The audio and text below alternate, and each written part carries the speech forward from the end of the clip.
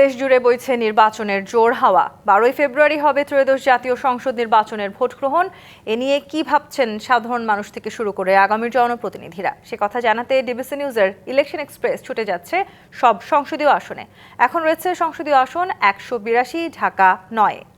CSRM DBC election express আজ আছি ঢাকা জেলায়। এই মুহূর্তে আমাদের সাথে অতিথি হিসেবে যুক্ত আছেন ঢাকা 9 আসনে ইসলামী আন্দোলন বাংলাদেশ মনোনীত প্রার্থী শাহ ইফতেখার আহসান। আমরা তার সাথে কথা বলবো। আমরা দেখলাম যে আপনি আপনার দলের পক্ষ থেকে নির্বাচন করছেন এই আসনে, কেমন সাড়া পাচ্ছেন মানুষ? আলহামদুলিল্লাহ, অভাবনীয় সাড়া পাচ্ছি এবং যেটা আমাদেরকে আপ্লুত করছে, উজ্জীবিত করছে, নতুনভাবে উৎসাহিত করছে এবং নতুন বাংলাদেশ বিনির্মাণে মানুষের মধ্যে যে আগ্রহ দেখতে পাচ্ছি এবং পরিবর্তনের যে প্রত্যাশা মানুষের মধ্যে দেখতে পাচ্ছি, এটা আমাদেরকে অনেক বেশি আশান্বিত করছে। নির্বাচনী প্রচারণা চলছে, আপনার নির্বাচনী প্রচারণার মধ্যে কোনো বাধা সম্মুখীন হচ্ছেন কিনা, কিংবা লেভেল প্লে ফিল্ড আছে কিনা? দেখুন, এখনো পর্যন্ত সরাসরি যেটাকে বাধা বলে ওইভাবে হয়তো বাধা পাচ্ছি না, কিন্তু কিছু পর্দার আড়ালের বাধা আছে।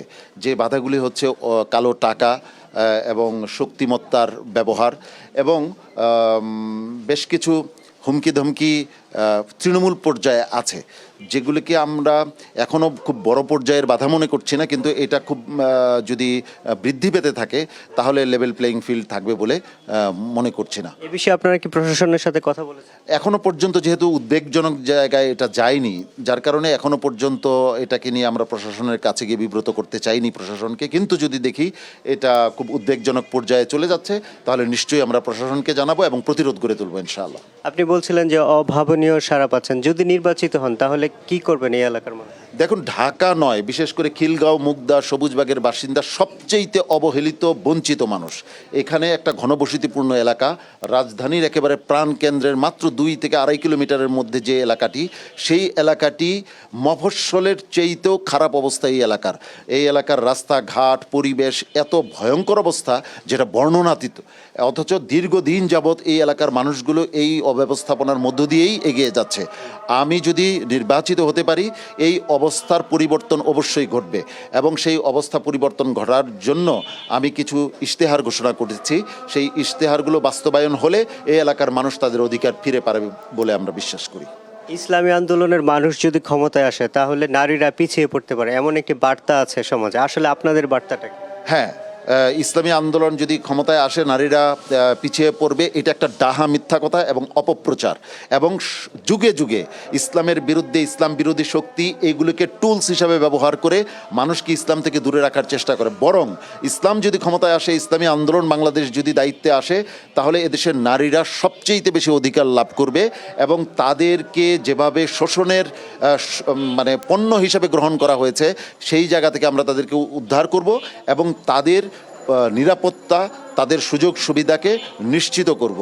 কারণ মাদকের বিষয়ে আপনাদের অবস্থানটা কি হবে? মাদক, ইসলাম মানুষকে মাদক থেকে দূরে সরায়। আপনি লক্ষ্য করে দেখবেন, যারা জনপ্রতিনিধি হয় তারা নামে বেনামে এই মাদককে পৃষ্ঠপোষকতা করে, যারা মাদক বিক্রি করে তাদেরকে তারা সহযোগিতা করে। ইসলাম যদি ক্ষমতায় আসে তাহলে মাদকের আমদানি বন্ধ করব এবং যারা মাদক বিক্রি করবে তাদের কঠোর শাস্তির ব্যবস্থা করব এবং আমাদের যারা কোমলমতি সন্তানরা আছে তাদেরকে আমরা তাদের সংস্কারের ব্যবস্থা করব, মানসিক চিকিৎসা আমরা করব ইনশাআল্লাহ। সেবা মানুষের দূরগোড়ায় পৌঁছাতে আমলাতান্ত্রিক জটিলতা একটি বড় সমস্যা আমাদের দেশে, এটা কিভাবে আপনি ভাঙবেন? প্রথম কথা হচ্ছে, আমলাতান্ত্রিক জটিলতার আগে যেটা হলো যে ঘুষ এবং দুর্নীতি, এইটাই কিন্তু আমলাতান্ত্রিক জটিলতার মূল চাবিকাঠি। অতএব আমার এলাকার ঘুষ এবং দুর্নীতিকে আমরা কঠোর হস্তে দমন করব ইনশাআল্লাহ। এটাকে যদি দমন করতে পারি, আমলাতান্ত্রিক জটিলতা কেটে যাবে। আর আমার একটা বিশেষ আছে, আমরা একটা ওয়ান স্টপ সেন্টার করব আমার নির্বাচনী আসনে, যেখানে যে কোনো প্রবলেমের কথা জানানোর সাথে সাথে আমরা ওটার ব্যাপারে অ্যাকশন নিব।